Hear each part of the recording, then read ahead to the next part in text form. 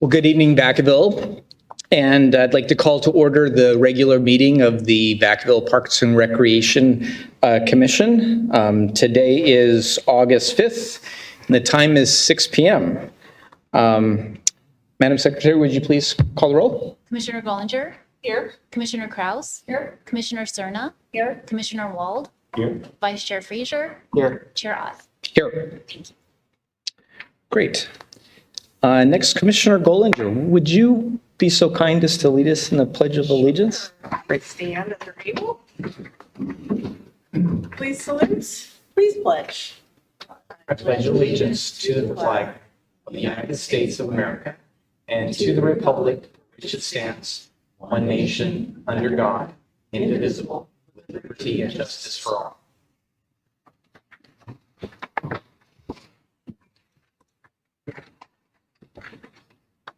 Right, next on the agenda is approval of the agenda. And just one thing to note that on the agenda, item 14 indicated the wrong date, time, and so that date and time is Sunday, September 6th, just for the record. But with that, I'll see if there's any revisions to the agenda. No other revisions. I'll consider a motion to approve the agenda. I'll move. And second? Great. So with the motion and a second, all those in favor? Aye. Aye. Aye. Any opposed? Any abstentions? Or no, that would not be appropriate or applicable. Great. Next is approval of the minutes from our meeting on June 3rd, 2026. Are there any corrections or changes to those minutes? No changes. Okay. Great. Hearing none, is there a motion to approve the minutes? Yeah, I'll make a motion. Second. Great. With a motion and a second, all those in favor say aye. Aye. And aye. And opposed? And any abstentions? Great. One abstention. Thank you.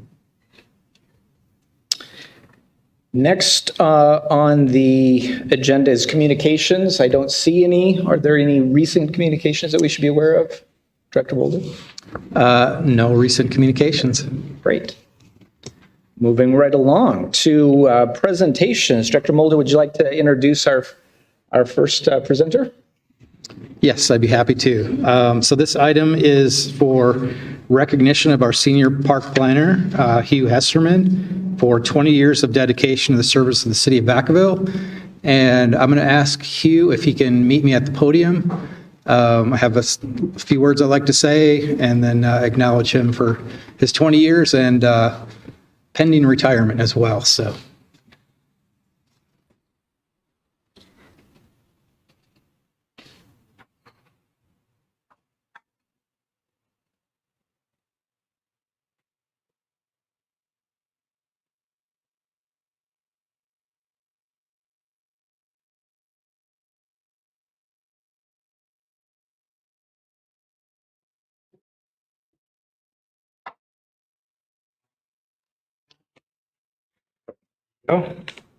Well, first of all, I just want to say I've been with the city now for about a year and a half, and it's been a total honor, total privilege to work with you during that short period of time of the 20 years that he's been here. His passion, dedication to the Parks and Recreation has just been outstanding. What I'd like to do is read a little article that we had in our activity guide to acknowledge Hugh, and then I have a little plaque as well. So I'll read this first. So we are very proud to honor Senior Park Planner Hugh Hesterman, who after 20 years of dedicated service that we want to acknowledge will also be retiring soon. As a part-time employee, Hugh managed an extraordinary number of projects that have shaped Vacaville's parks, open spaces, and recreation opportunities. From the start, Hugh welcomed community engagement, helping the city to stay current with trends and ensuring parks reflected the needs of the residents. His work can be seen throughout Vacaville, including the rebuild of the Great Wonders Playground, the annual coastal cleanup, the urban greening grant projects. Stay with me here because it's a long list. That's good. Corderis Park, Dreamers Park, Nascimesto Park, Owl Park, Magnolia Park, the Centennial and Lagoon Valley Dog Parks, and numerous scout projects. In addition, the naming of 32 Lagoon Valley trails and many other things. Hugh also led the planning efforts such as the 2013 Recreation Needs Assessment, the 2021 Parks and Recreation Master Plan, the 2023 Centennial Park Master Plan, and in 2024, he secured the innovative contract that will save the city's millions of dollars towards the Centennial Park Bike Park. Hugh's impact cannot be fully captured in a short message. His passion, knowledge, and commitment have a lasting legacy on our every project and every park in Vacaville. And Vacaville is much, much better because of his work. So we want to thank you, and we wish you the very best, not only in your time here, but in your pending retirement, which I think is coming fairly soon. So with that, I'd like to present a plaque. I will read it as well. So the City of Vacaville, in recognition of Hugh Hesterman, Senior Park Planner, honoring 20 years of dedicated service, your passion, expertise, and steadfast commitment have helped shape the parks, trails, and open spaces that enrich our community. Your work has left a lasting legacy, and your contributions have made Vacaville a better place for generations to come. With heartfelt appreciation, thank you for your 20 years of service and wishing you a fulfilling retirement. So here's a...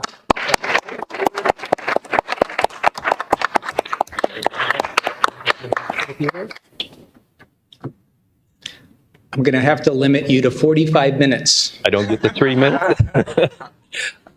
I just am grateful. I appreciate, I just appreciate God's gift for me to be able to serve the community of Vacaville. Vacaville is truly a unique community. I've served other communities, had a good time there, but the people in Vacaville seem to be a little bit unique. They seem to be more giving, more considerate of each other, certainly more willing to participate in volunteer activities and that sort of thing.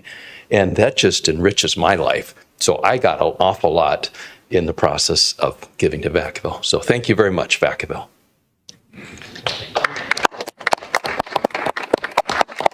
Maybe before you go, Hugh, could we, if you wouldn't be so kind, could we take a picture with you? Yeah, I would love that. Can we do that? Just last minute? Great. Just go in front of that.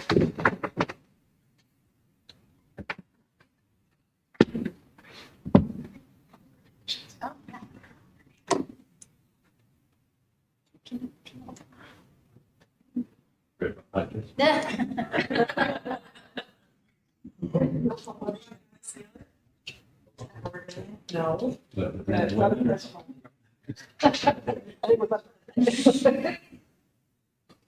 2, 3, 1, 2, 3, and then 1. Thank you.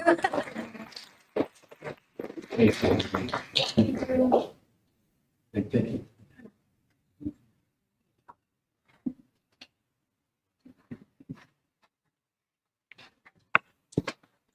Well, thank you so much, Hugh, for your years of service. You and I have known each other for probably about that same 20-year period and stuff, but I've really thoroughly enjoyed working with you over the last years here on the commission, and I just really came to every interaction that I had with you. I came to really appreciate the work of planning parks and just your wealth of knowledge and has been, and in just a lot of those interactions have been just really impressed me. So thank you for that. You certainly, left your mark on our park system, so we are certainly better off as a result. So thank you. Great. Director Mulder, would you like to introduce our next presenter? Yes, good afternoon again, Commission. So this next item is a presentation of our early childhood enrichment and gymnastics programs. And we have Recreation Coordinator Shirley Lee here to give the presentation.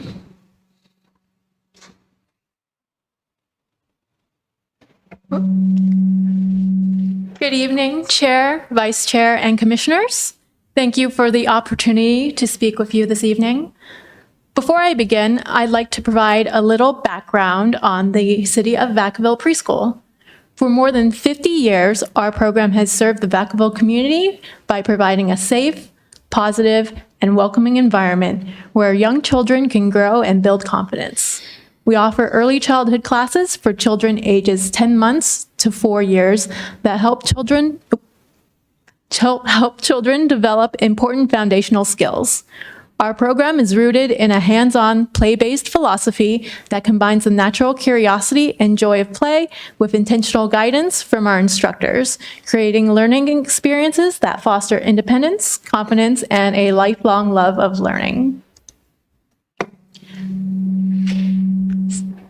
Starting with our 3-year-old classes, these classes are designed to foster independence and self-help skills. One moment, technical difficulties. No? Well, pardon, I'll begin at the start of the slide again. Starting with our 3-year-old classes, these classes are designed to foster independence and self-help skills while supporting each child's overall development through active learning. Children build gross motor skills, language, and social skills through play, while art, music, and dramatic activities encourage their creativity. Each class has weekly themes and may have special celebration days throughout the year, such as egg hunts, pajama day, movie day, Halloween parades, and holiday performances that give children fun opportunities to connect classroom lessons with memorable experiences. To ensure a safe and supportive environment, our program maintains a staff-to-child ratio of 1 teacher for every 10 children, or better, in accordance with CDC and county guidelines. Moving on to our 4-year-old classes, these classes are designed to prepare children for kindergarten by building on the foundational skills developed in our 3-year-old classes, while introducing age-appropriate challenges that also support their continued growth and transition into future learning environments. Through weekly themes and projects, children learn by exploring and making connections in a way that encourages curiosity and confidence. Our teachers incorporate literacy, math, science, and creative learning experiences, including our frontline phonics curriculum, to help children develop important kindergarten readiness skills. Throughout the year, our participants also participate in local field trips that connect classroom learning to real-world experiences. These field trips provide opportunities for children to engage with their community in meaningful ways while remaining free or low cost, enriching, and age-appropriate. Past field trip experiences have included visits to locations such as pumpkin patches, the gymnastics center, and bowling alley. Aside from our preschool classes, we also offer a variety of early childhood activities for children ages 10 to 36 months old. These classes provide toddlers with opportunities to socialize and participate in group experiences.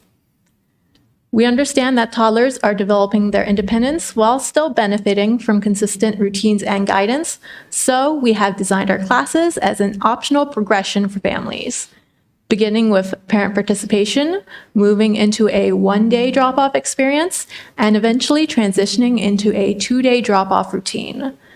This allows children to develop routine at a pace that's comfortable for both the child and the family. Our Busy Bees class is an interactive adult participation class where parents or caregivers join their child in classroom activities. Through play-based experiences, children practice important developmental skills, while caregivers can connect with other families and build a supportive community around the shared experience of raising young children. Our Little Learners class introduces children to a drop-off environment through a shorter, structured class experience. This class helps children develop autonomy while becoming comfortable with classroom routines and separating from their caregivers. Through activities, story, music, and movement, children continue building skills they will need as they transition into preschool. In the last year, Busy Bees and Little Learners have seen over 500 registrations, indicating a strong community demand for these activities. In addition to foundational toddler classes, we also offer enrichment classes such as paint and play and mini melody makers, which are designed to encourage self-expression through art and music. These activities provide children with additional opportunities to explore new materials, develop their senses, and engage in creative play. Throughout the year, we also offer camps so we can continue to provide enrichment opportunities for children and families in our community. During the last President's Break and Spring Break, we offered our To Infinity and Beyond Space Camp and the Great Outdoors Camp, where children participated in themed activities and social experiences with their peers. During the summer, we provide 9 weeks of camp, with each featuring a unique theme designed to keep children engaged and learning. Our Pee Wee camps are popular and often fill quickly, with favorites including Unicorns and Rainbows, Mad Scientist, and Dinosaur Camp. Along with this, we have summer camps focused on school readiness, our Jumpstart to TK and Jumpstart to Kindergarten camps. These camps were developed in active collaboration with our preschool teachers to provide children with a structured learning environment that supports a successful transition into the upcoming school year. These readiness camps have generated over $18,000 this summer and made up over 70% of the program's summer revenue, making them highly successful additions to our camp offerings. Twice a year, our preschool program also hosts community holiday events that bring families together while supporting our classrooms through fundraising efforts. These events include Breakfast with Santa during the winter season and Bunny Breakfast in the spring. Each event features a special guest appearance from Santa or the Spring Bunny, creating memorable photo opportunities and experiences for families. Guests enjoy an all-you-can-eat pancake breakfast, themed arts and crafts, and artwork created by children in our preschool classrooms. Throughout the events, families can participate in raffles, featuring baskets created through donations from our preschool families. All proceeds from the raffle directly support our classrooms by providing additional supplies and enrichment opportunities. These events are a wonderful way to celebrate our students while strengthening the resources available to our classrooms. We're fortunate to have the support of many community partners who help make these events successful. For Santa Breakfast, the Vacaville Sunrise Rotary assists with food preparation and has contributed toward the cost of supplies, while the Teens Program's Teen Advisory Group volunteers to help the arts and crafts activities. We're also grateful for dedicated community members such as Sean McMahon, who generously volunteers his time each year to bring Santa to life for local families. Our Bunny Breakfast is made possible through the support of organizations including the Kiwanis Club of Vacaville and Vacaville Key Clubs, who assist with food preparation. By bringing together volunteers, service organizations, and community members, these events create connections and strengthen the sense of community that surrounds our preschool program. The popularity of these events continues to grow, with last year reaching record attendance numbers. Our Santa Breakfast welcomed 180 guests at Ulatis Community Center, and our Bunny Breakfast hosted 130 guests. Due to the increasing demand from families, we've transitioned the Santa Breakfast to Ulatis Community Center to accommodate registration numbers and provide a more enjoyable experience. Of course, we're not without challenges as well. One of the largest challenges we're seeing is declining enrollment among our 4-year-old preschool classes. With universal transitional kindergarten now available at no cost through the local school district, many families who may have previously enrolled in our preschool are choosing TK instead. As enrollment declines, it becomes more difficult to offer multiple class options while maintaining cost recovery and program sustainability. Because our preschool operates as a recreation program, tuition helps offset the costs of staffing, supplies, and facility operations. With staffing, we rely heavily on part-time instructors, which can make continuity and long-term retention more difficult as we face competition from school districts hiring TK teachers with higher salary offers and stronger benefits. Rather than competing directly with TK, though, we see this as an opportunity to complement it. Our focus is shifting towards serving toddlers and 3-year-olds, helping them build the foundational skills children need before they enter transitional kindergarten. Other opportunities we have are a strong pipeline from toddler classes into preschool, smaller play-based classrooms, and a flexible 2-day and 3-day options that fit families who aren't ready for a full TK schedule. Our goal is to continue to provide creative programming that adapts to changes in demand and ensures the program remains financially sustainable. That brings us to the end of the first presentation. Are there any questions or comments before I move on to the second presentation? Thank you, Shirley. Any questions for Shirley? I actually, before you do move on, I do have a few questions. And this is sort of an area that's one of very close to my heart. So, what's the ratio of teacher to student? So the ratio that we keep for 3-year-olds and 4-year-olds is at least 1 teacher to every 9 children.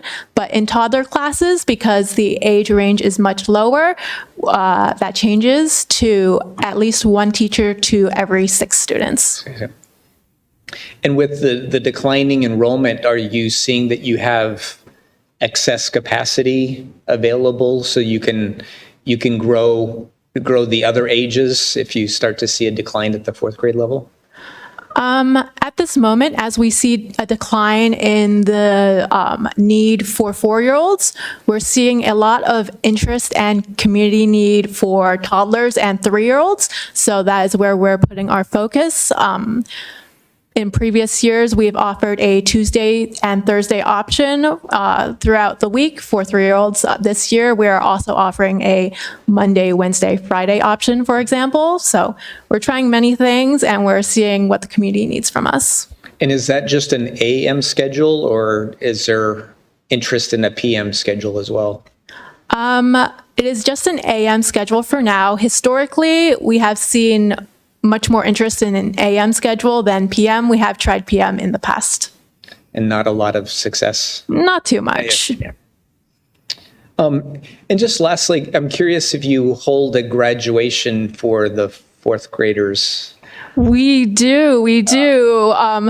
Our 4-year-old teacher, Miss Erin, last May, she had sent me so many great photos of their graduation. It was a small class because, again, the aspect of TK, but it was very warm and a welcoming class, and they greatly enjoyed their year there. Yeah, those are some of the better graduations is at that age. I thank you very much. I don't know if there's any other questions. Great, you go ahead and maybe move on to your next presentation. All right.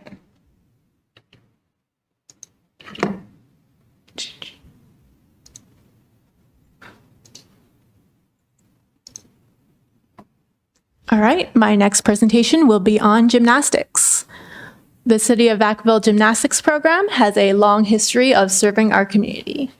It first began in a small storefront on Main Street before eventually relocating to the Vacaville Ice Sports Center, where it has been proudly operating for more than 20 years. Today, the program sees over 2,500 registrations annually. We offer year-round recreational gymnastics instruction for children of all ages and abilities, along with camps, special events, and birthday parties. Throughout its history, our program has remained committed to 2 core values: safety and support. Safety is our highest priority in every class, and we strive to create a positive, encouraging environment where every participant feels confident as they develop their gymnastics skills. Our focus is not only on physical development, but also on helping children build perseverance, self-esteem, and a lifelong enjoyment of being active. Our preschool series is the first introduction many children have to structured recreation. The series includes climbing caterpillars, bouncing bears, leaping leopards, jumping jaguars, and tumbling tigers, and serves children from 2 to 8 years old. These classes focus on teaching the fundamental building blocks of gymnastics while also developing important life skills. In addition to learning basic gymnastics techniques, children practice following directions, participating in a group setting, building patience and discipline, and developing independence and self-confidence. As participants grow in their abilities, they progress through each level of the series. Our coaches continually assess each child's readiness to advance, ensuring they have mastered the necessary skills before moving to the next class. This approach helps maintain a safe learning environment while allowing every child to develop at their own pace. Our school age series builds on the same progressive philosophy as our preschool series, providing a structured pathway for participants ages 6 to 17 to continue developing their gymnastic skills. Participants begin in the beginner level and advance through Advanced Beginner 2, Intermediate, and Intermediate Advanced. Before advancing, coaches evaluate each gymnast to ensure they have mastered the required foundational skills. Again, this progression is intentional to reinforce safety, proper technique, and ensure participants continue to be challenged at a level that is appropriate for their individual development.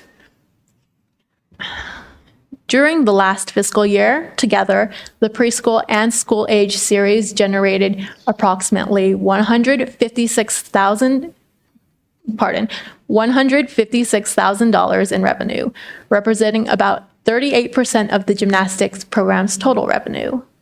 This highlights their importance to both the success and sustainability of the program.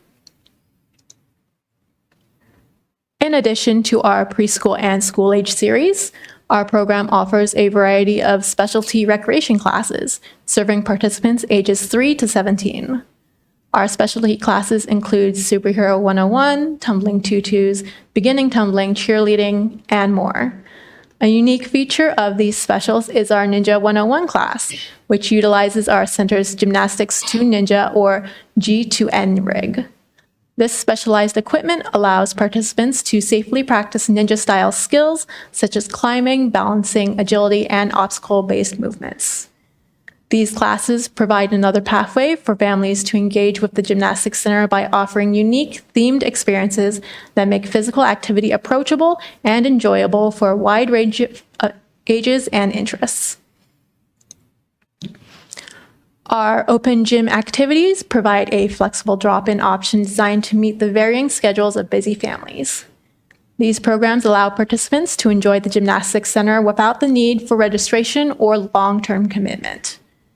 Our all-ages open gym, offered every Friday, creates opportunities for families to be active together and experience the Gymnastics Center as a shared recreation space.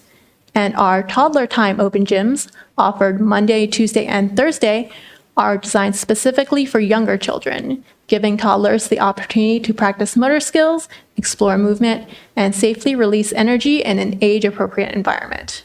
Our open gym drop-ins serve over 200 families each month. Beyond classes and open gyms, the Gymnastics Center is also a popular choice for birthday celebrations, playgroups, and school field trips. Our party reservations are consistently in high demand and are typically booked 2 to 3 months in advance.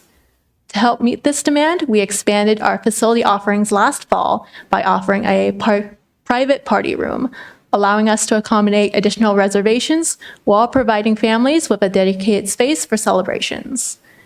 We also partner with organizations such as Team Vacaville, which use our reservation packages to plan events for individuals with special needs and their families, creating inclusive opportunities for community members to participate and connect. Birthday parties are a significant contributor to the overall success of the gymnastics program. In the last fiscal year, birthday party reservations generated approximately $104,000 in revenue. The Gymnastics Center also features a variety of camps throughout the year. Our camp offerings include programming during winter break, spring break, and 9 weeks of summer camp. These camps provide a unique experience by combining gymnastics instruction, enrichment activities, and active play. Each day includes gymnastics instruction for all skill levels. In addition to gymnastics, campers participate in a variety of activities, including in-house movie days, games, crafts, and open gym time. During summer camp, participants can attend weekly field trips to Andrews Park and the Walter Graham Aquatic Center. To better meet the needs of working families, this year we expanded our summer camp offerings by adding an early drop-off option beginning at 7:30 a.m. This provides additional scheduling flexibility while maintaining a safe and supervised environment before the traditional camp day begins. Moving on to challenges. Like many recreation programs, our gymnastics center continues to navigate the challenge of increasing operational costs while maintaining affordable access for the community. Expenses such as staffing, equipment maintenance, facility needs, and supplies continue to increase as we balance cost recovery with providing quality programming at a price point that's accessible for families. Another ongoing challenge is recruiting and retaining qualified gymnastics instructors. Our program relies heavily on part-time staff. Many of our instructors are teenagers and young adults, and as they graduate high school, attend college, or begin full-time careers, we naturally experience staff transitions and must continually recruit and train new team members. Maintaining a strong coaching team requires ongoing investment in training and development to ensure our instructors continue providing safe and high-quality instruction. Our limited floor space also directly impacts our ability to serve the community. Gymnastics requires specialized equipment and appropriate spacing to ensure participants can learn skills safely. We experience strong demand for our classes, including full wait lists where we have not had enough available space to accommodate all interested families. However, increasing class sizes are not always an option, as smaller classes are essential for maintaining quality instruction and safety, especially in advanced classes where coaches need space to properly spot participants as they learn more complex skills. But looking ahead, we see several avenues to continue growing the gymnastics program while staying true to our mission as a community recreation program. We have opportunities to increase inclusive and adaptive recreation, including ensuring children of all abilities have access to meaningful gymnastics experiences. And one of our greatest strengths is the ability to develop future coaches from within our own program. Many of our instructors began as participants in city gymnastics classes, and by continuing to mentor and hire former gymnasts, we create a pipeline of knowledgeable coaches who understand our program's values and help sustain the program for future generations. Any questions or comments? Well, thank you, Shirley. Very thorough presentation, both of those. Thank you. Commissioner Cerna. Hi, thank you for your presentation. You mentioned relying on private organizations and a lot of part-time employees, but it seems like there's also an opportunity for volunteers. Do your source of volunteers mostly come from the parents, or do you source external volunteers, and how do you do that? And do you need more volunteers? At the time, we don't have any volunteers who have expressed interest in coaching gymnastics. I would say I would have to look at them at an individual basis, because the method of coaching and spotting does require so much focus on safety, but at this moment, it's not something on our radar. And what about for your events? For our events, I could definitely see volunteer opportunities for events where adults could come in and help supervise the children. Camp opportunities as well. I neglected to mention our city's teen program has this year and last year had the Leaders in Training program, which has teen volunteers, and they have come to our gymnastics summer camp. In addition to helping supervise and lead the children in summer camp activities, the teen volunteers also gain valuable work experience and mentorship from our gymnastics staff. Great to hear. Thank you very much. Of course. Great. And Shirley, I should know this, but one question, are there other gymnastics clubs or organizations in Vacaville as well? There are, yes, our competition. Yes, there are. Okay. And every time I visit, I'm just, there's an extensive amount of equipment that I know that needs to be continually be repaired and eventually replaced. But I wanted to ask, do you feel that the program has all the equipment that you'd like, or are there pieces of equipment that just the budget hasn't been there and you still would like some of this other specialized equipment? There is always equipment that I want, especially though in adaptive gymnastics recreation. I would, if budget ever allows, I would love to have specialized equipment for that section of the community. For example, can you be more specific? What type of equipment? Such as adaptive gymnastics swings I've seen at other facilities. Those are really great. Okay. Yeah. Great. Vice Chair Fraser. And then with additional equipment, and I'm thinking of the space over there at the Ice Center, is there any chance to expand, or is it pretty much, are you guys locked in terms of space and the amount of space you need and use?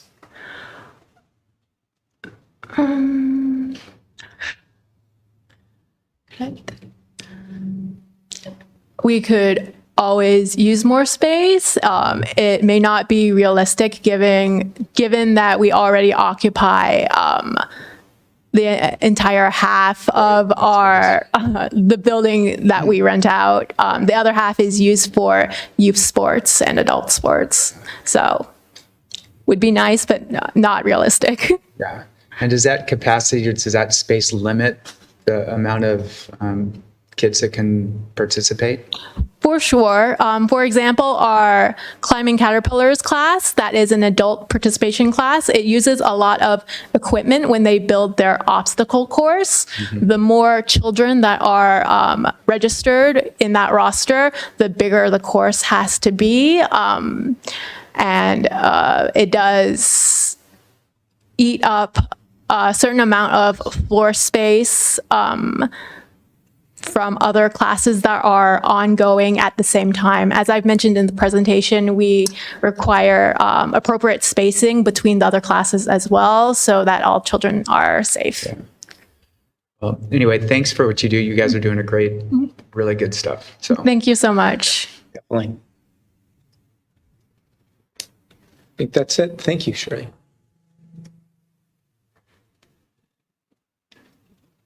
All right. Great presentations. So next we will move to business from the floor. So this is the community's opportunity to come to the podium, and if you have any questions or anything that you'd like to share with the commission that is within the commission's subject matter jurisdiction, but it's not on the agenda, I would invite any members of the public to come to the podium if they'd like to speak. All right. Seeing none, we'll close business from the floor. And next we'll move to our business item for the night. Director Mulder, would you like to introduce this item? Yes, I'd be happy to. Good evening once again, Commission. So this item is a presentation of our Parks and Recreation Department's fiscal year 26-27 operating budget and capital improvement program. And we have Scott Wagner, our management analyst, who is here to present this item.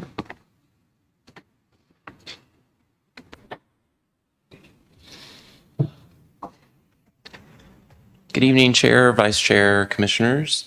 As Bruce said, I'm here tonight to review our fiscal year 27 department budget. So I'll just jump right in.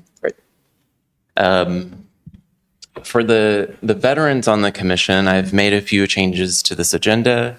I want to make sure I provide an overview of our funding sources, the history of the budget, and how we allocate our funding sources. And then finally, we'll take a look at grants and donations and wrap up with our department performance and activity indicators.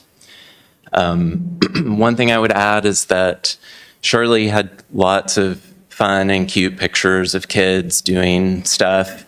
I have lots of fun and cute numbers Yes. that I'm about to show you, so get ready. Okay, so first I thought I would start with just an overview of where our operational budget comes from.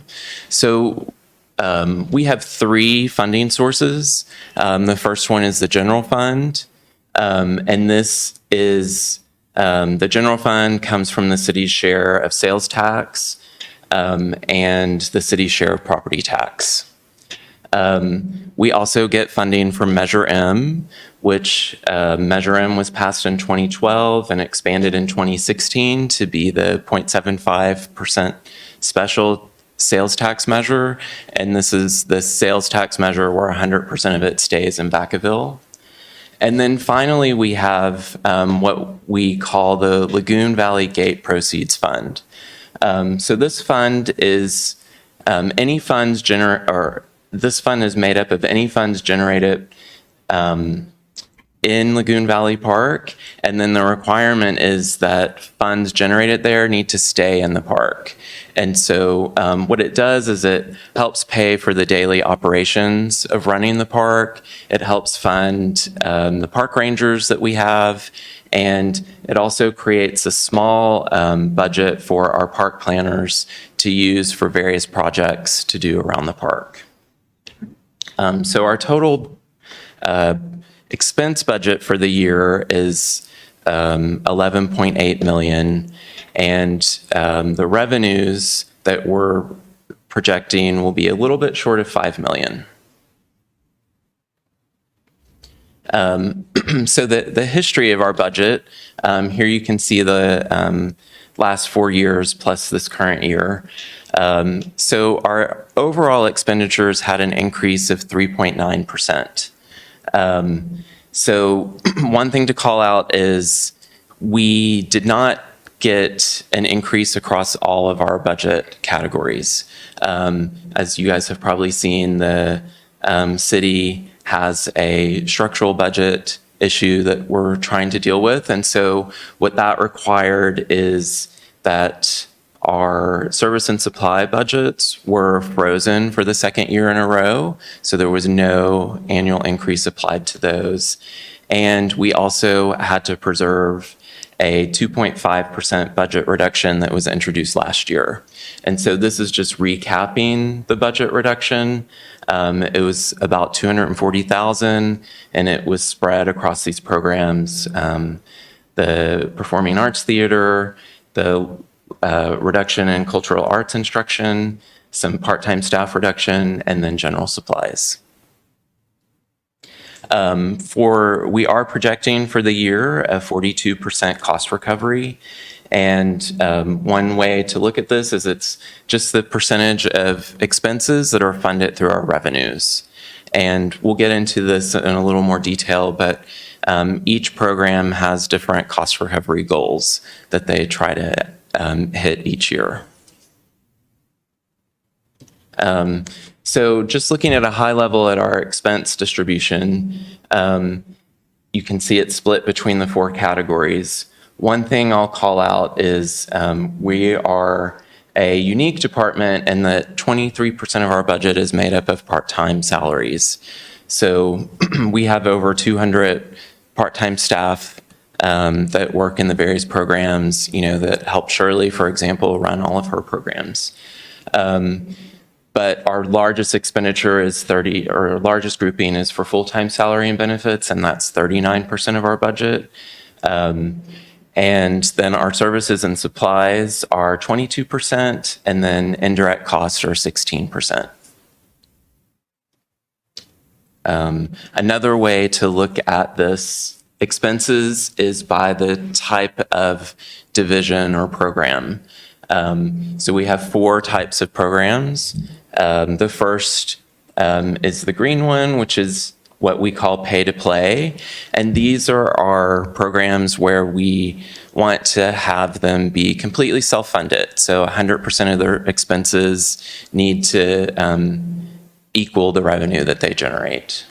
The next grouping is our facilities grouping, and the cost recovery goal for this category is 50%, and that's simply just to acknowledge that there's a high expense of maintaining facilities. We have 3 community centers, 1 aquatic center, and a gym that make up this category. Then down here in this gold color, we have what we call our community well-being programs, and they have a goal of a 35% cost recovery. And these programs it's just an acknowledgement that we want to invest tax dollars into these programs because they're for the good of the community. And then finally, our biggest bucket is our administrative category, and this includes staff costs, marketing costs, software costs that apply across the whole department. This is really sort of the back office of what it takes to run our department.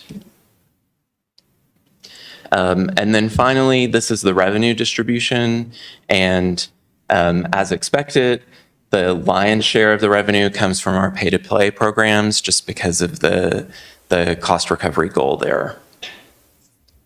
So now let's jump into each of the different program types and give a little bit more details on them. So our administration budget, like I said, this funds expenses that are essential for the department to function. So it covers 100% of 7 full-time staff members and a portion of 6 additional full-time staff members. It also covers our marketing. It covers the event guide production and printing. We do 3 event guides a year. It handles our recruiting. It pays for our front counter staff at all of our community centers. And like I said, it also funds software and things that the department uses. So these are our pay-to-play programs. The cost recovery for the year for this group will be 95%, so it's not quite 100, but it's as close as we can manage to get. I have a few call-outs about some of the programs. So our youth service program is the largest in terms of budget and revenue here. It continues to be, this is really our TGIF programs, our before and after school care. It also includes some summer camps. I did want to call out that we do have to close 1 location this year due to low enrollment. So we may struggle a little bit to hit that revenue goal, but we should be very close to it. Our early childhood center includes preschool and numerous summer camps like Shirley talked about. Our special interest category includes cooking and technology-focused classes. It has recently added some new offerings like sourdough and STEAM programs. And then finally, our cultural arts program includes art, ballet, and dance. So our facility budget is it's for all of these facilities listed here. The main focus is really on the day-to-day operations. But some of the facilities do have programs. So for example, our boxing program and our badminton and basketball drop-in programs operate out of Georgie Duke, so the expense and revenue lives there. The bridal fair that we host every year is included in the ULATIS budget. And in the Graham Aquatic facility, that's where any pool rentals and parties, the expense and revenue is captured there. One thing to note is each of our facilities do have additional expenses that aren't covered here because Public Works does do some work to maintain them, and the work that they do would be covered in their budget. And then finally, one thing you'll notice is there's a facility at the bottom called Harbison. This is a facility that isn't open to the public. It's really just used internally by different departments to host trainings and various staff meetings. And then these are our 4 community well-being programs. It's Adaptive Rec, Teens, Active Aging, and our special events. So Teens includes Vacacon and then TAG, the Teen Advisory Group. We have membership programs for both Adaptive Rec and Active Aging. And then finally, special events includes Creek Walk, Dia de los Muertos, Neighborhood Santa, and Bunnies and Bonnets.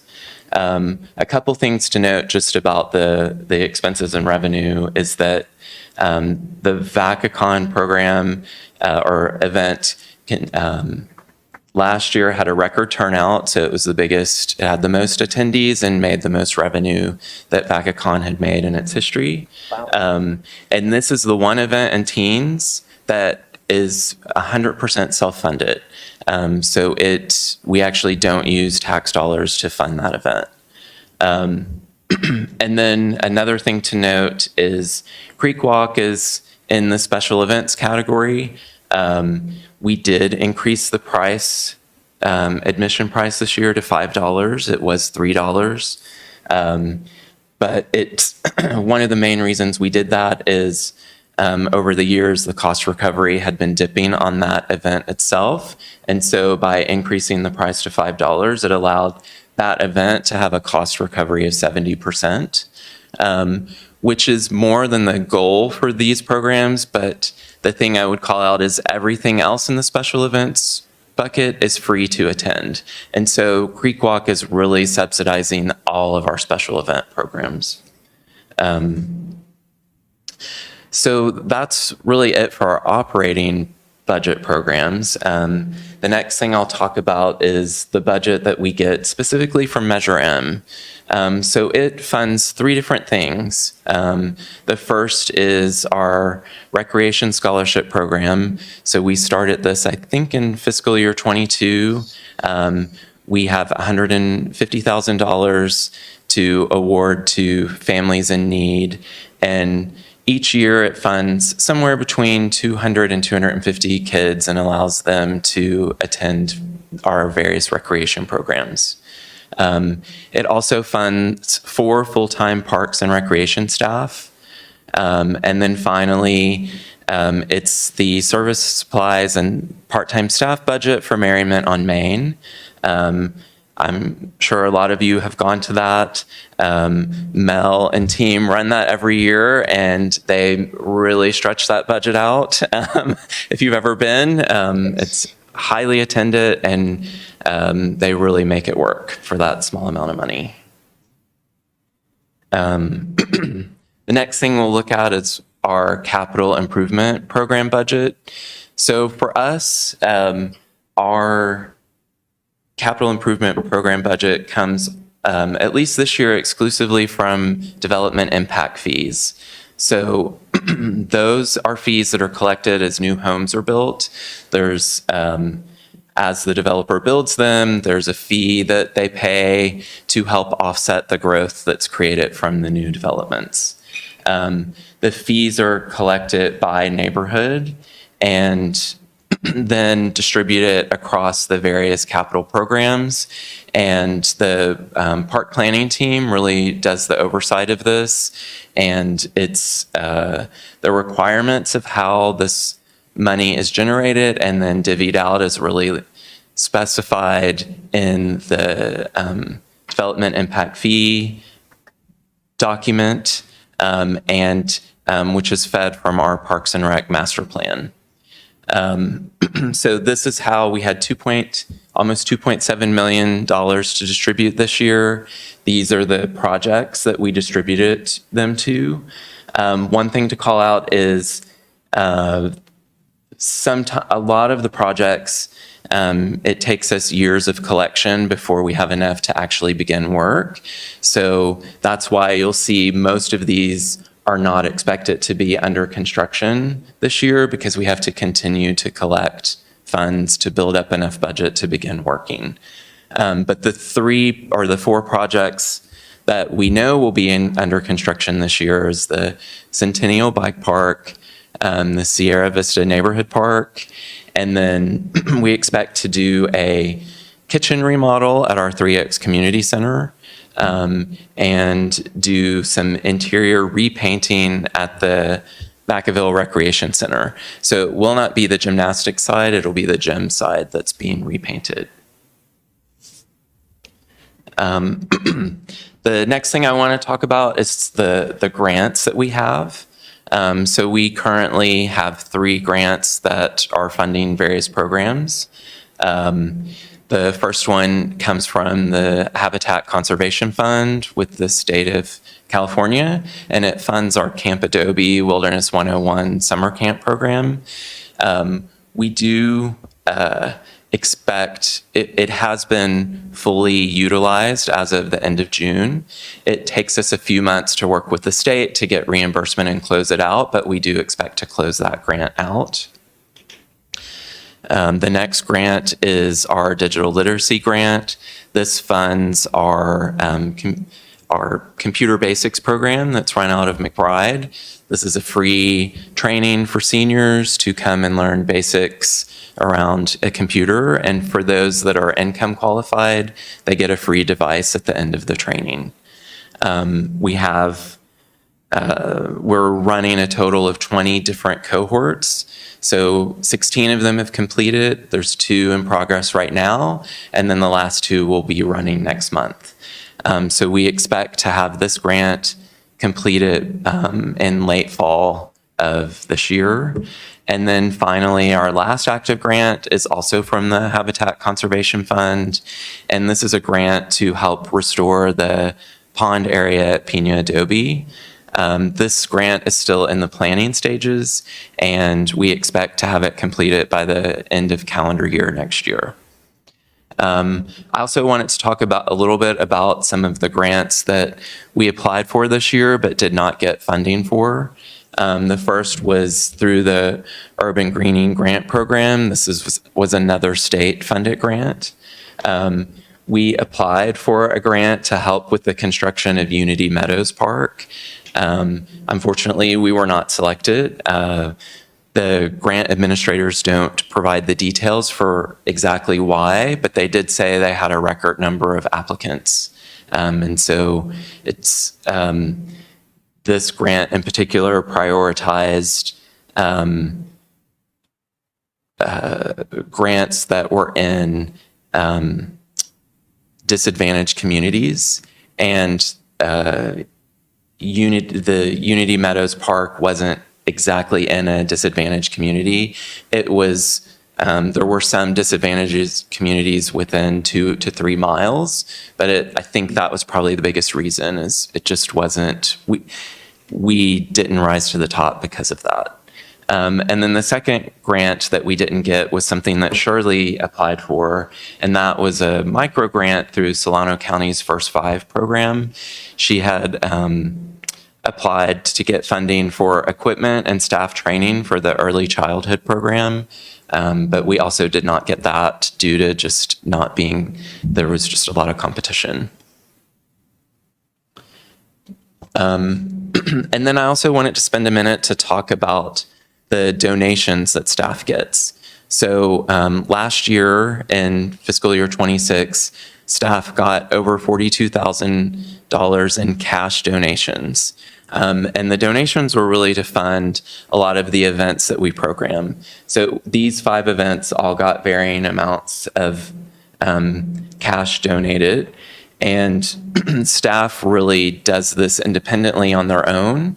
And they range from things like the Kaiser programs, where it's a competitive grant that Kristen Milliken applies for every year, to just working with individual companies like local companies like Chick-fil-A and Nugget Markets, and soliciting donations for various programs from them.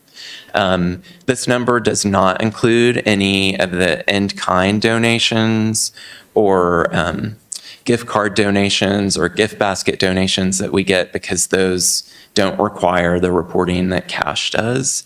And the other thing that staff is very good about is when we're working with different service providers, asking for discounts, and just reminding them that we're a government agency, we are not a profit, and a lot of the companies we work with are willing to give some level of discount just because of that.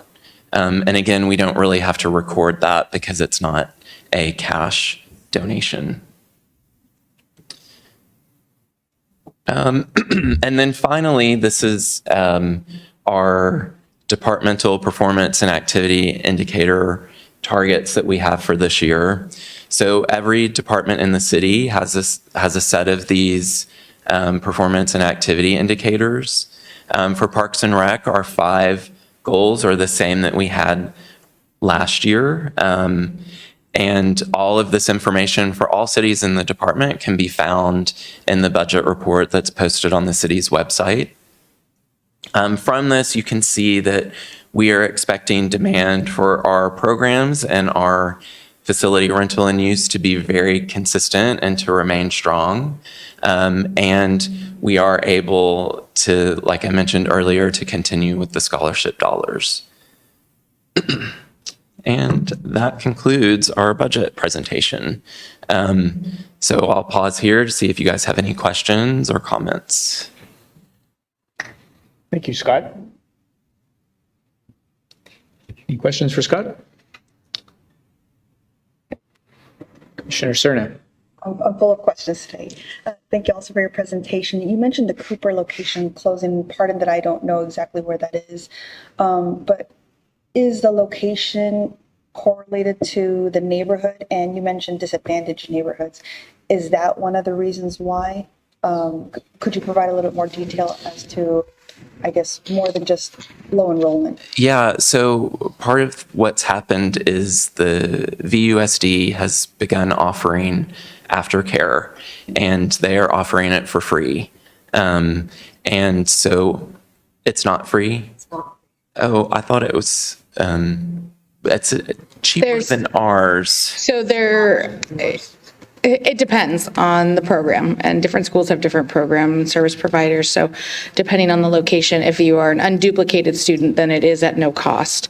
So similarly, you could receive a scholarship from us, but our scholarships don't cover 100% of the cost. So, and it does vary by the school, because they do have different providers. And so it also depends on the district too. So we've seen that Travis Unified has come in and done some additional programming. It's the ELOP program, which is state funding that's come through. So it varies school to school. And at the end of the day, Cooper has made a change that made their after-school programs more enticing, and just resulted in low enrollment in our program, which we've seen here and there once that program rolled out a few years ago now. So. Thank you for my phone a friend, Mel. Yes, of course, anytime. And then separate from that, you mentioned for the active aging classes, for the digital classes, that they get a free device. What device is that? It's a Chromebook. Yeah. And so we worked with our IT department to find a quality device that will work for seniors. And it's because the computer lab is PC based, it's not Mac based. We wanted it to be the same type of operating system. And what kind of how do you get feedback on how they're able to, how their life changes after that, now that they have access to know how to control, how to, I guess, manipulate their information that they're looking for or submit, for life? I'm sure the person who runs the program probably does get feedback, from unsolicited feedback from just have the the key numbers. participants. But we do to collect a survey at the end of the class, but that I don't think they've had an opportunity to figure out yet how it's changed their life. Very interesting. Thank you so much. Appreciate it. Yeah. Vice Chair Fraser. Yeah, thanks, Scott. Appreciate it. Just a couple of quick things. Can you go back to the last slide, the previous one? So I was looking kind of consistently across all of that. The one thing that seems to change between like 24 and 25 to 25, 26 is the program sessions offered. Yes. What? It's not a change in the program. It's a methodology change in how the numbers were calculated. Because all the things that we've always talked about and presented, there's more sessions and Yes. things like that. Yes, And so- there are, Okay. and it's just a methodology change. Okay, perfect. And then the last thing is the recovery rate. But you mentioned the overall was 42%. How does that compare with previous years? It's in line. Pretty consistent. Yeah, we generally, most years, we're between 40 and 45% That's as a what I thought. department. Yeah. And so it's staying right in line. And if a lot of times what happens is we will exceed our revenue goals, and that is really what drives us to be above the 42%. Yeah. Awesome. Great. Appreciate it. Thanks for all your work. Yeah, you're welcome. Yeah. And so, Scott, just going back to the recreation program session offered, it was a methodology change. So if that methodology was applied retroactively, are we still in okay. Yeah. And I just, because this has been published Right. on our website, I didn't want to restate the numbers, but I am able to pull it with the new methodology over those years, and it does look normal and not quite as shocking. Great. And I know through your presentation, you talked a lot about cost recovery. And I think sometimes can be a little bit difficult topic for some of those residents that might be watching. But just could you answer the question about just what if you had somebody that was just sort of indicating, looking at that and saying, well, why isn't you just do 100% cost recovery all the time? Or why is it we don't go for 150% cost recovery and actually try to make a profit? And they might be asking that question. I know the answer, but why don't you elaborate a little bit more on that? Well, as a government agency, we're not really in the business of making a profit. And so we don't want to make a profit because we want to provide services to the city and to our residents. And that's sort of the same reason why some programs aren't 100%. If we enforced that, it would force things like our senior program would either be so cost prohibitive for the seniors to participate. And so there's an acknowledgement with some programs that they're helping build the community, and your tax dollars really are doing that. They're meant to support the city and city services. And so these are just services that are being provided to residents. So that effort to determine the cost recovery for different programs is just part of it. It's also about, so what's the appropriate price for a class compared to other offerings, and is it fair, is it affordable, and is it gonna, you don't want it to squelch demand as such, so you're balancing that. Yeah. Yes. And I would say for things that are pay to play, those, the calculation of what an activity would cost is, or we would charge for the activity, is really driven by how much it costs to run it. So there it is a much more straightforward program. But with things like our senior program or our teens program. It really is thinking, it's balancing with what services do we want to offer. And also, I think staff in some of those programs is very good at looking at what our neighboring cities are doing, just to make sure that we're not doing something that's completely different from what other cities are offering. Great. Could you also go back to the capital improvement plan slide? So just a couple questions here. The Parks and Recreation Facility Assessment, could you elaborate on that project? Yeah, so that's a project that the park planning team initiated this year. And we have a facility assessment for some of our facilities from, I want to say 2019. So it's getting old.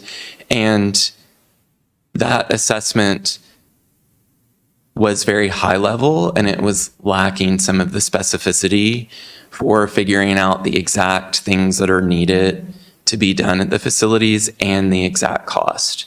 And so I think the idea is to create this new project where we can get a much more detailed, get a study that's up to date and get something that's more detailed and Great. actionable for sort of the next round of like when we start to look at the next round of development impact fees and figuring out what they should be. I think this will help support that. And then the budget request for Unity Meadows Park, that's $350,000, certainly will not fund the whole cost. Just curious why that's such, yeah. So this is this $353,000 is based on the development impact fees that we collected in the last fiscal year. So what's not here is what has been collected in previous years. Gotcha. I believe that we have about 4.6 million in that capital project right now. So we're and it's the way that it gets funded is based on how quickly the developer builds out homes. And I think that they are probably 70 to 80% done with their build out. So there still will be a little bit more funds that we'll get next year to fully fund that park. Gotcha. Great. I think that's all my questions. Any others? Excuse me, Chair. Do you mind? And I would like to, I told the vice chair that I was probably going to forget to do that, but that's why Nancy is here. So I'd like to open it up to take any public comment on this item. Seeing none, we will close public comment and we'll end this item. Thank you. All right. Next, we'll move on to committee reports. The first committee report is the Play for All Park Committee by Commissioner Kelsey. But unfortunately, we recently received the resignation of Commissioner Kelsey, so I'm certainly, he's not going to be making that committee report. I understand that he just has some other life commitments that are just getting in the way, and so unfortunately, he had to resign his position, but I did want to take that opportunity to thank him for his service and wish him the best. And I guess you have a report on that? Great, thank you. And I did exchange an email with Tom Filippi today and invited him to come to the commission and give you all an update. There have been some minor changes to the master plan. And I'll articulate them now, and he might still come and bring a graphic to show you all exactly what he's doing. But one of the minor changes that we discussed this last meeting was the idea that in order for him to provide shade to cover the seating around the baseball field, he is proposing to eliminate the bleachers at the baseball field and replace them with benches, and then that way he can get a shade structure installed directly over the benches. I've asked him to put a graphic together, come and show it to you all, just to reflect the changes and make sure that you understand what's coming. separate than that, we discussed timing. My understanding is that both the dog park project and the baseball field should be completed sometime this fall. Oftentimes there is establishment periods for any planting or anything that is happening, so it may or may not be available in the fall, but it should be completed and constructed by then. That's the update. Great. Any questions? Great. Next, we'll move to the report of the Vacaville Arts and Cultural Alliance. Commissioner Sierna. Oh. There you go. Thank you. So I attended the Vacaville Arts Advisory Committee meeting as well on July 8th, and was really fascinated with the presentation that we received, and it was from Mr. Sam hopefully I pronounce this correctly, Tubiolo and Mr. Henry Frank on the California Medical Facility and the Williams James Association Prison Arts Project. And I think that highlighted something that, yes, we have our residents of our city, but we also have certain groups of people that sometimes we don't always think about as residents. And so the prison in Vacaville is contributing to our community as well. And so they have 2 areas in arts and hospice, and they have a partnership with one of our local entities, which is Joyful Art. And they have painted for the hospice, a Garden Forever mural, which it looks like the hills of Vacaville rolling in, and with the top of the wall being blue, it blends right into the sky. So it was just, not just a beautiful piece of art, but I can imagine how therapeutic it would be for the artists who are prisoners themselves. And that group between the instructors and the artists within the prison, they would like to further contribute to the community. But they propose to paint a mural, and they're working on funding through possible grants and through in conjunction with the partnership with the committee. However, you think, well, how are we going to put a mural together with prisoners as the artists? And they've obviously taken that into consideration. And their proposal is to prepare it inside security, and then through the city deliver it for installation through another entity. So it's still being worked out, and even the location needs to be identified. But I just thought that was something really beautiful, that it's another part of our community too, and that contribution to the city as well.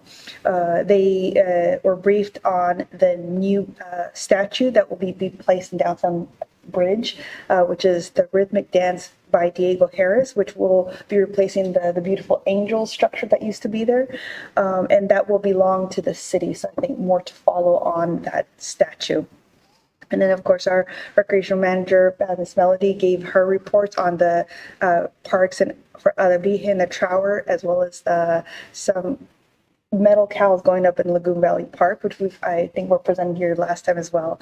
And they selected new personnel for their subcommittees, one to select art and another one to select sculptures. So that is the report, and a few more notes that will also blend in with my other report so that was the Vacaville Arts Advisory Committee, VAC, not to be confused with VACA, which is Vacaville Arts. I'm sorry, can you say that again? Arts and Cultural Alliance. Thank you. I should have spelled that out. And so some of the highlights, I'll narrow it down for the next 30-ish days. And so we have entered in August, and what rhymes with August is the word that everybody knows, dog-est. Little joke there. But so they're focusing on our four-legged friends, and they are providing free pet portraits in the Visit Vacaville office on August 26th between 10 a.m. and 1 p.m. And with the theme of Dogust, there will be splash pads at Magnolia Park. And then there's a dog park already in Lagoon Valley that they can celebrate all year round. And you can also search and share Vacaville dog meetups.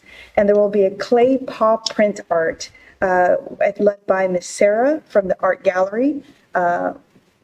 And also the SPCA, which I don't know what that stands for. I think everybody knows what it is. If anybody knows what. Society for the Protection. I don't know. Society for Protection. The organization that helps out animals in our community. They will also be involved, the SPCA. And so moving on from Dogust activities, Visit Vacaville is seeking a partner, whether it be a person or an organization, to contribute to a photo op at the entrance of Andrews Park for Dia de los Muertos. So you can contact Visit Vacaville on that if you have the skills. They'd love to chat with you. Also, if you're used to On Plain Air, which is our downtown Arts on the Street and a week full of events activity, that name will be changing. So the activity will continue, but the name will change to be determined to what it will be renamed. But right now, On Plain Air will be changing to a new name. And there will also be, artists and paint activities all over the city. And then some highlights in the activities taking place in Vacaville. On August 8th, there's a new art gallery exhibit that will open up. On August 15th, there's jazz at the Journey Library. And looking into September a little bit, September 12th will be the Downtown Shakedown with a car show. And September 18th through the 20th, the Vaca Jazz Fest. And September 26th and 27th, Planes, Trains, and Automobiles show at the Roland Center. And that is the summary I have for arts and culture in Vacaville. Great. So what you're saying is arts are alive and well in Vacaville. Any questions? Great. And we'll move on to Commissioner Gollinger. We'll give her report on the Youth Sports Advisory Team. Sports are alive and well in Vacaville Yes. too. We didn't meet this last time.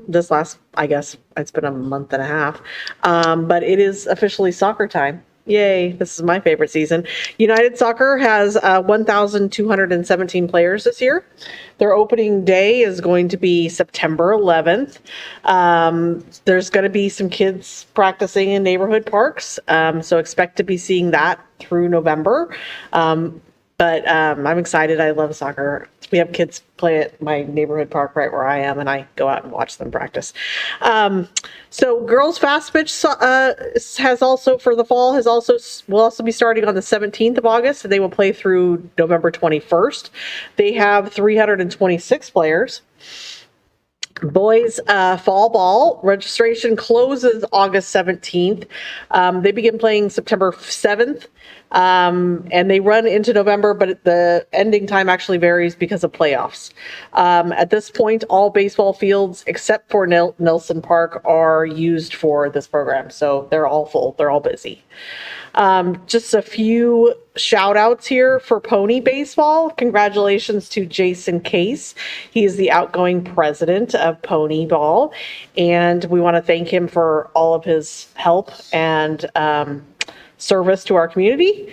And just a quick shout out also for Pony Baseball, their Shetland 6U team won the West Zone Northwest World Series. So congratulations to them. In American Little League, the 12U battled through the second chance bracket in the District 64 All-Star game and fell to Davis in the championship game at Arlington Park.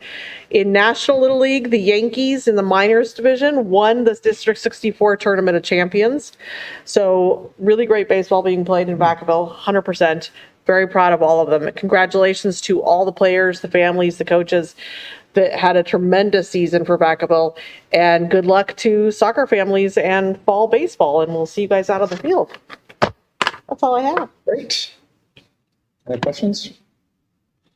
All right. Thank you, Commissioner Goliger. Moving on to reports of the park manager.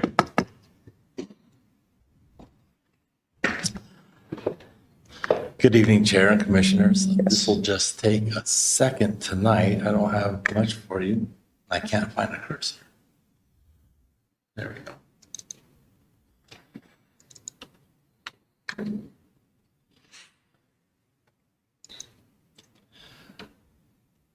So I just have a couple of updates to share. We've successfully completed the final Measure M projects for fiscal year 25-26. The restrooms at Andrews Park, Lagoon Valley Park, and Arlington Park all received new epoxy floor coatings, providing a more durable and easier to maintain surface while enhancing the overall appearance of the facilities. Additionally, Arlington Park received, these pictures coming up here, received new restroom stall partitions. The old black ones were quite worn and in need of repair, so we have quite a better looking facility there. Also, I don't have pictures for, but we completed the repairs to the playground safety surfacing at Play for All Park by applying a maintenance roll coat to extend the life of the surface. That roll coat happens about every 2 years, and it once it was done, it refreshed the playground's appearance, and it helps it to maintain a clean look for the community. And that is all that I have for you this evening. Great. If there's any questions. Questions for Wallace? No. Thank you, Wallace. Perfect. Great. Have a great evening. Great work. Next, we'll move on to reports of the park planning manager.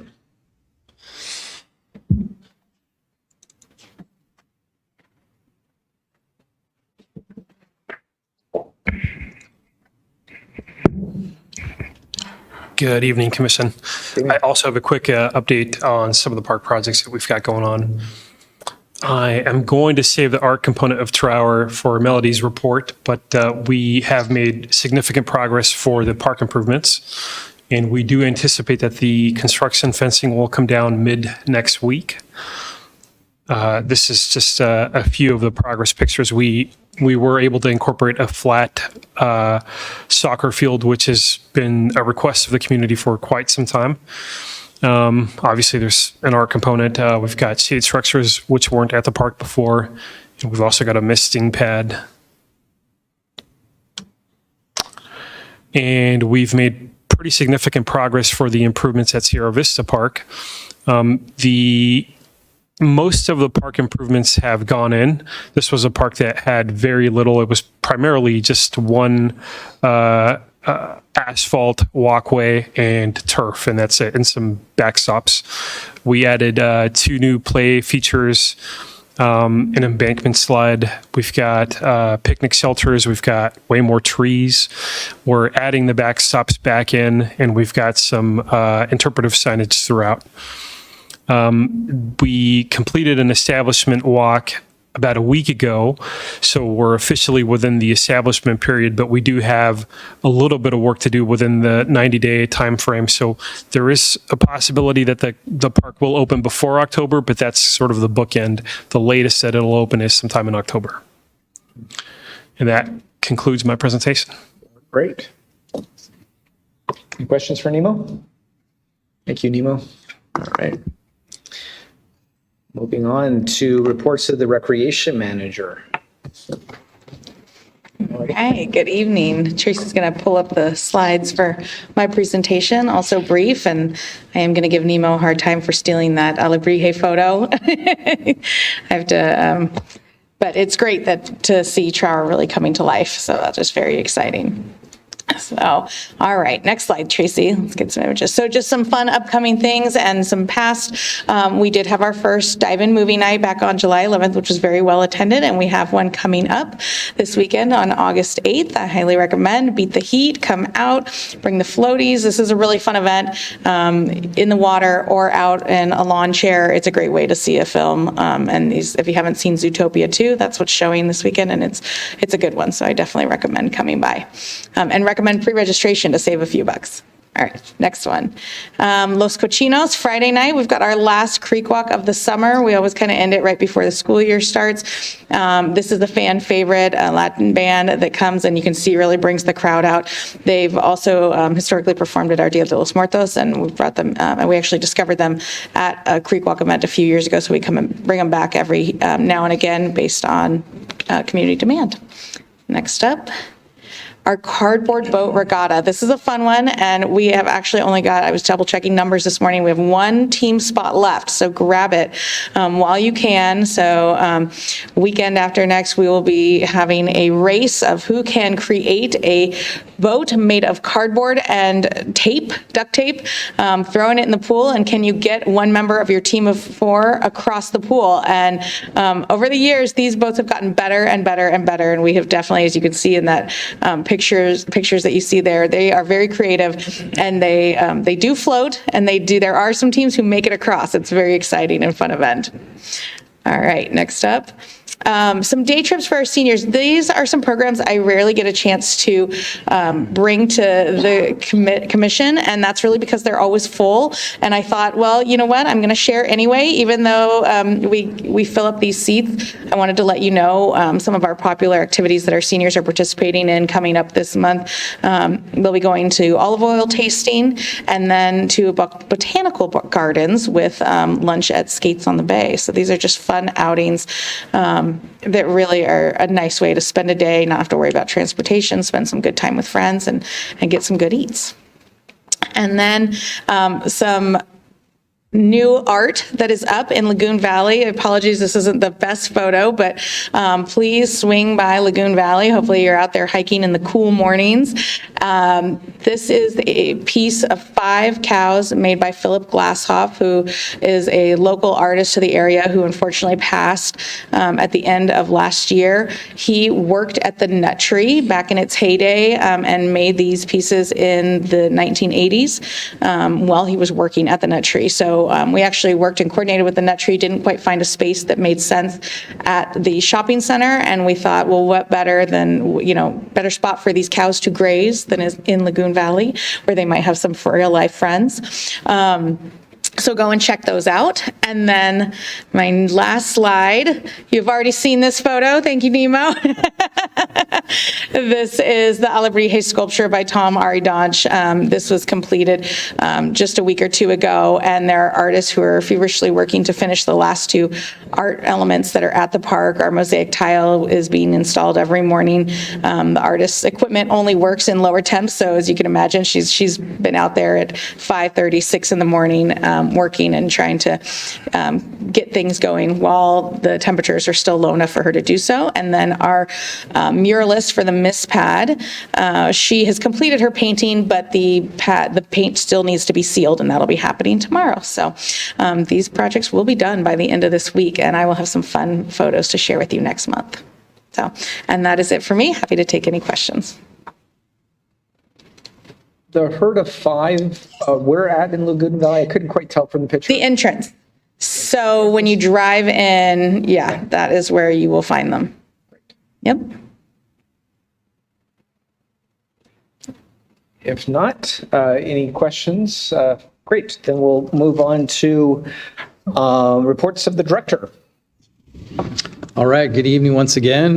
Just a couple of items this evening to update the commission on. So first one is we've had a couple of promotions within the department that I'd like to acknowledge. So the first one is a congratulations to Jennifer Baker, a longtime recreation supervisor. She's been promoted to, or she has been promoted to recreation manager. She has been with the department for, I think, 20 years, and she's kind of grown up with the City of Vacaville Parks and Recreation through gymnastics and as a recreation coordinator. She's also, I think, a lifelong Vacaville resident, so we're excited to have her join our management team. The other promotion just happened within the last couple days, I think, to make it official, is Kristen Milliken, who's been a longtime recreation coordinator. She's been with the city, our department, for about 10 years. I'm sure you've all seen her at Creek Walk and at our special events. just working really hard, and she's done an outstanding job with all the programming that she's done. So she is being promoted to recreation supervisor, which is the vacancy which was there from Jennifer being promoted from Elizabeth moving on to another city. So right now, we also have a recruitment to backfill that coordinator position. So that is also an internal recruitment. So we're excited that we're able to backfill these vacancies. And I just want to give a shout out to all of our internal staff who have been applying for these positions. And it's been really outstanding to see the quality of our Parks and Recreation staff and seeing them come forward and apply and interview for these internal promotions as well. So we're in good hands, absolutely, with our recreation staff. So great. The other thing I just wanted to provide an update on, our next meeting, our regular scheduled meeting, is September 2nd. We are actually going to cancel that meeting and then have a special meeting on September 9th, where we intend to provide kind of an informational workshop on the park planning that's part of the East of Leisure Town project. And it's just an educational session to bring the commission up to speed on that is a large residential project coming to Vacaville, and it will be in front of the Parks and Recreation Commission this fall sometime. And so we want to provide some background information on it in an educational session. And it wasn't ready to go yet for the September 2nd meeting, so we're going to be having a special meeting on the 9th. So Tracy will follow up with the details of that. When it comes up, you'll see a cancellation of the regular meeting, and then we will provide the special meeting for that. The other thing, we are still working on a facility tour sometime this fall. So Tracy will also be reaching out in correspondence to try to find a date sometime September, October, to do another facility tour for the commission as well. So we're working on that. And that's all I have. Great. Thank you, Director Mulder. Any questions? All right. Coming near the end of our agenda. So let's see, our next item is appointments. We're looking to appoint one commissioner to serve on as a Fight of the Night judge for Fight Night at the Georgie Duke Sports Center. And again, as I indicated earlier, that is Sunday, September 6th from 3 p.m. to 8 p.m. is that appointment. Is there any commissioners that might be interested in serving as a judge? I would if nobody else. Consider yourself appointed. Okay. Great. That was easy. Yeah. Great. I love the box. All right. Yeah, that's a lot of fun. All right. Moving on to reports of the commissioner. Commissioner Kraus, would you like to start us off tonight? Okay. Commissioner Rolt. Sure. Yeah, I've had the opportunity to meet with a few people in the community regarding parks, and one of the things that came up was the Vacaville neighborhood associations, speaking very fondly of those, and it spawned me to do some research and learn a little bit more about the programs that we have.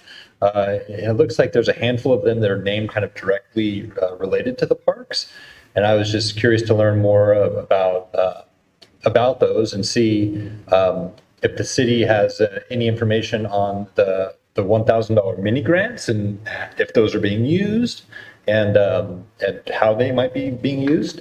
And let's see. There's also interest in the Adopt a Park activities.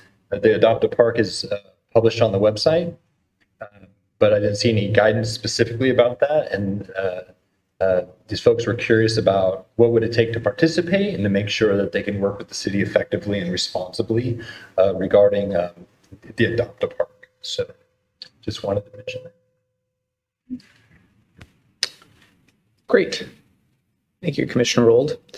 Commissioner Gollinger. I actually really appreciate that commentary because I think I'm, fairly new by Vacaville standards to Vacaville. And I would love to know more about Adopt a Park. And I don't know if that's a Parks and Rec thing, but I would love to know more about that and about the community, neighborhood groups. Because we don't have one in my neighborhood and I think we should have one. The only thing that I have to report is, because I haven't been here so long, is I did attend Pride in the Park and it was hot. Lord, was it hot. But it was fun and everybody was having a great time. And I don't think I've been here since I volunteered for the Vaca Try with Commissioner Frazier. And if you've never done that, I highly encourage you guys to go out next year or year after next and volunteer for that. It is so much fun. And Commissioner Frazier works his rear end off. I've never seen a harder working man than you and your wife. So it was incredible. Highly encourage everybody to go. That's all. Wonderful. Commissioner Sierra. I don't have anything to report. However, I would like to add or maybe request something based off that comment. And you just reminded me. So it's, I think this is the right form, correct me if I'm not, but it seems that opportunities come up to volunteer and often they pop up, a couple weeks prior or maybe a month prior, but I don't know, but I start planning things a lot further out. So, and I feel guilty when I'm not available to participate. Is there a way we can put together a calendar, or can I find a calendar where we know at least of recurring activities, so that way I will prioritize that on my calendar over a social activity, a personal social activity, right? So that way I'm available for city events. I don't know if that's an option or already existing one of the You want to two. speak to that, Director Mulder? Yes, we can. What I'll do is I'll follow up with staff and see if we can provide some information to the commission on how we provide events in the calendar and that kind of thing. And then we could possibly bring it back as a item to talk about as well. Thank you. And in addition to that, with Commissioner Wald's comments and Gollinger's comments on the items about mini grants and neighborhood associations and Adopt a Park, I'll see if we can bring something back as well as informational items to provide some information on those. Great. Thank you. Wonderful. Vice Chair Fraser. Well, let's go with the theme of neighborhood associations. Actually, our neighborhood is getting ready to start one. So, yeah, so. Okay, good. And the only other thing I wanted to say is just congratulations to Hugh for his influence in, the community of Vacaville and, all of that. So, just, he'll be missed. He's done a great job. And so we just really appreciate that. So. Commissioner Kraus. My apologies. I did actually attend the first day of T-ball. And I had my Parks and Rec, my shirt, and surprisingly enough, I actually hit one of the first. We stood out there, and it was really fun. It took me back to when my son played, and kind of like herding cats. And they were all dressed up, and there was photographers out there, and everyone kind of gave really cool speeches on, out there to have fun and whatnot. And it was great. And there are some photos floating around somewhere. I'm not sure where they are, but I know that the four of us that were there, we actually took one in front of the backdrop that they had as well. So we had a really, really wonderful time. That was on July 11th. Great. And yes, I again just want to first just congratulate Hugh Hesterman on his 20 years of service and pending retirement, and just thank you for everything he's done for the Vacaville community. And it was an extensive list, very, very impressive. So thank you, Hugh. And I just again wanted good news to hear about Jennifer Baker and Kristen Milligan on their new promotions. So if they're listening at home, which they should be, congratulations to them as well. Yeah, I also echo some of the items that were listed here. I think those would be great to bring back. I know I know the department has been really helpful to the neighborhood associations and supporting them as well over the years. So whatever we can do, that'd be great. And then I also attended the opening ceremony of T-ball, and it was great to be with Commissioner Kraus and I think it was Councilmember Chapman and the Vice Mayor Silva, and so it was what a fun event, and it was just great to see the not only the teams on the field, but the families and all friends and families and grandparents all turned out in support. It was a great event. But I hope everybody else has had a great summer, and we're gonna wrap it up. I attended a couple of the Creek Walk events, and even with the little price increase, there's still no change. There's still just a raging event, and so great job on those events. But that's all I have. So. With that, if there's not any further business of the commission, we will adjourn to our next meeting. Thank you, everyone, and good night, Vacaville.